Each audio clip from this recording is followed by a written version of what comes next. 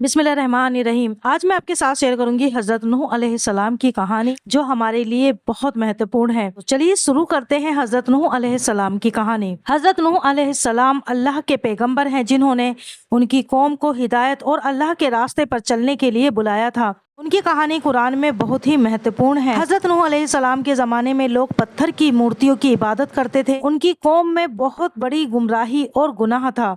अल्लाह ने हजरत नूह अलैहिस्सलाम को लोगों को हिदायत देने के लिए चुना। उन्होंने अपनी कौम को समझाया, उनको बताया कि वह अपनी मूर्तियों की इबादत को छोड़कर अल्लाह को मान ले और उनकी इबादत करें और अपने मजहब पर अमल करें, जो हमारे कुरान में हदीस में लिखा हुआ है उस पर अमल करें। लेकिन लोग उनकी बात को नज़रअंदाज कर रहे थे और अपने पुराने रास्ते पर ही चल रहे थे।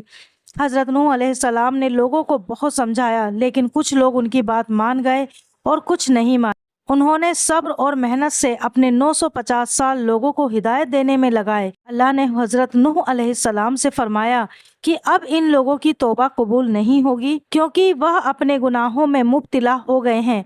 इस पर हजरत नूह अलैहिस्सलाम ने अपने मजहब पर चलने का इरादा किया और अल्लाह के हुक्म से उनको चुनिंदा साथियों के साथ कश्ती में बिठाया। अल्लाह ने समंदर में तूफान भेजा, जो बहुत बड़ा था और सब कुछ मिटा देने वाला था। कश्ती ने उनको और उनके साथियों को हिफाजत दी और उन सब को तबाह और बर्बाद होने से बचाया।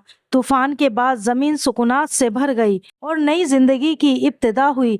हजरत नूह अलैहिस्सलाम और उनके साथियों को अल्लाह ने नई ज़मीन पर रहने की इजाज़त दी और उनकी औलाद को उनकी हिदायत और मजहब को अमल करने का हुक्म दिया।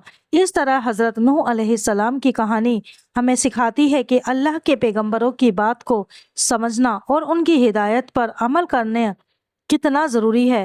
उनकी सब्र, इस्तिकामत और अल्लाह पर तवक्कुल की मिसाल है। उम्मीद करती हूँ आपको ये छोटी सी कहानी पसंद आई होगी। वीडियो पसंद आई है तो लाइक, शेयर और चैनल को सब्सक्राइब जरूर कीजिएगा। Thank you.